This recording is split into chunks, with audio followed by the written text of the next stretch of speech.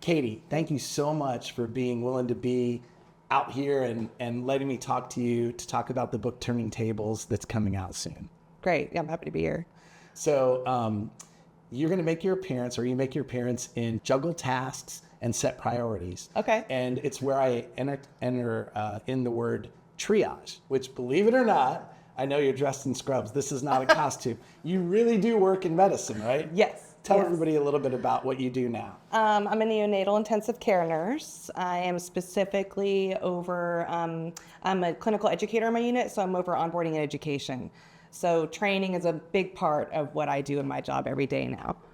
And the idea of triage is something that you routinely talk to your team about and that you practiced as a NICU nurse as well, right? Yes, that's integral to what we do. We have 100 tasks to do, and you really have to prioritize which ones are imperative to get done now and which ones we can put off for a little while.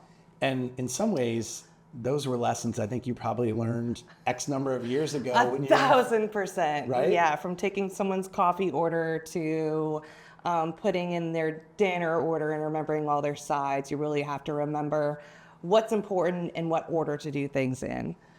So if you think about it, the work you did as a server and as a bartender was really about constantly resetting those priorities, right? Always. I mean, that's really, and I'm sure you were good at it. How did you learn to do that? Or how did that happen for you? Stair stepping, I don't want to say trial by fire, because my experience in the restaurant industry started as a hostess and then took each step up to an ultimate manager position. So I baby stepped myself into those positions, not biting off too much at one time, but just taking things as they come and learning and growing. And I remember when you were kind enough to let me interview you for the book, I remember you talking about how often the things that you learned in food service actually applied to the life and death work that you do as a NICU nurse, right? Yes. I mean, everything from the actual care of the patient, taking care of a customer, but those challenging conversations with families that no one wants to have, but need to be had, is just as challenging as talking to an angry customer and making them leave that situation not as angry as they started. I remember giving them some level of peace or closure with that interaction. And I remember talking with you, that peace and closure you're talking about. So much of that has to do with empathy and meeting people where they are. And I think people that have been in hospitality or in food service have either developed that or naturally have that. And clearly you do as well. That there have to be some really hard conversations that you have with people. I remember you talking about some of the parents of the patients that you have, where it just had to be heartbreaking conversations, but you're meeting them where they are and trying to help them get their head around what's happening, right? Right. I've never been in that situation. I can only try to put myself in their situation and use some of the conversational and communication skills that I've learned over the years. I used to be scared to talk to someone about their baked potato prepared wrong. And little steps like that have kind of helped me graduate into these life or death big picture conversations that really do have an impact, way more than someone's side item made incorrectly. There's a chapter in the book about, and taking a little turn to humor, there's a chapter in the book that's called Hot Tea Dreams, and it talks about Lou Kadiri's dream that she repeats over and over again about carrying hot tea across a room and always spilling it. And I will always remember you sharing a funny story about the reoccurring dream you have. I cannot. I still have these dreams. I know. So it has to do with a well and ranch dressing. No, there's always broken glass in the ice well. Yeah. And so you can't use that ice. You have to melt it down and get new ice. And by the time you get new ice, you forget the person's order. And by the time you go back to ask them for their order, there's 100 more people there.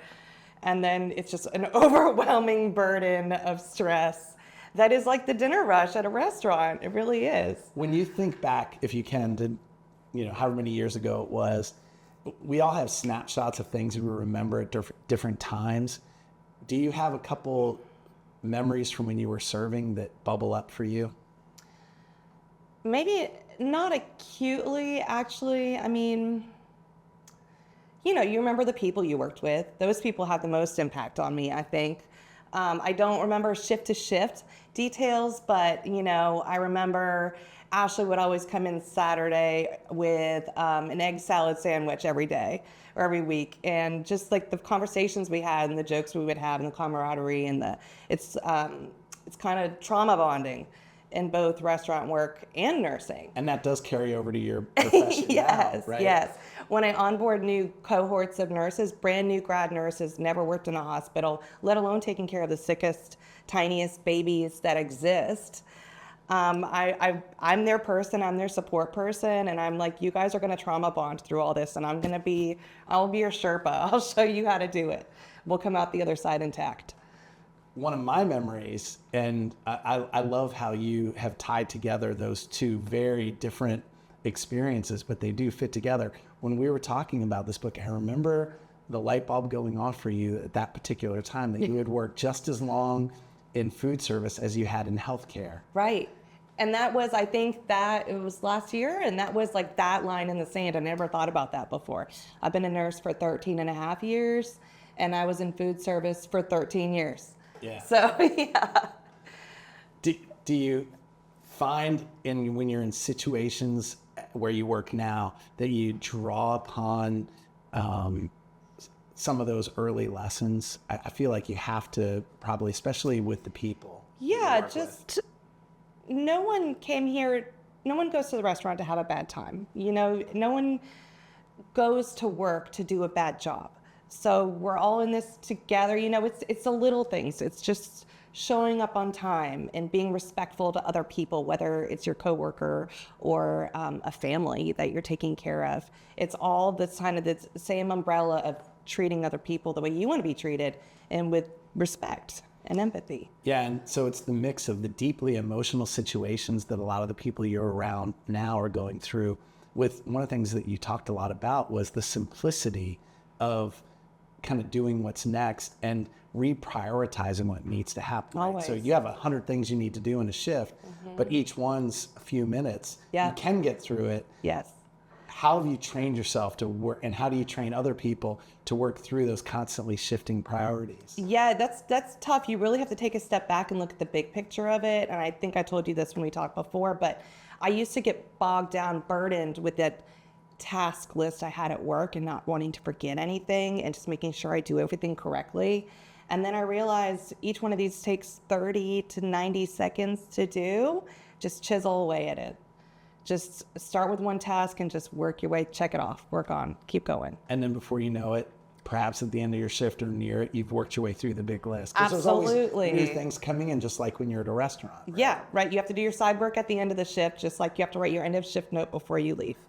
So you probably have practice with this now because you're training new nurses. But if you could go back and tell yourself back in the day when you were a hostess, maybe early days when you were a waitress or a bartender, what advice would you today give yourself back then?